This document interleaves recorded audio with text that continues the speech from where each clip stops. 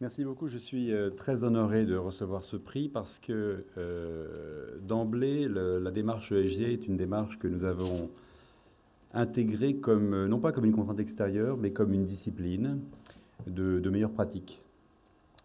C'est vrai qu'on a fait cette démarche de façon très volontaire, à la fois dans la façon de fonctionner pour notre société de gestion et en même temps dans la manière dont nous mettions en place ce type de règles dans nos sociétés de participation. Alors, dans la société de gestion, ça s'applique effectivement à du reporting, mais c'est beaucoup plus profond que ça, hein. On met dans l'agenda de nos comités d'investissement et de nos comités de suivi de participation la question ESG, je dirais, en premier. Nous pensons que c'est, en tant qu'investisseur en infrastructure, on a une responsabilité sociétale très importante. Et dans les sociétés que nous contrôlons, la question ESG est également la première que nous mettons à l'agenda de toutes nos révisions avec le management ainsi que des conseils d'administration. Alors, quel est le bilan on peut tirer en 2 mots? Je ne vais pas parler longtemps, hein, je te rassure. Le bilan, c'est simplement que c'est vraiment une question de bonne pratique, au même titre que l'intégrité morale des différents participants dans n'importe quelle société, qu'elle soit d'ailleurs de gestion ou autre. C'est une bonne pratique.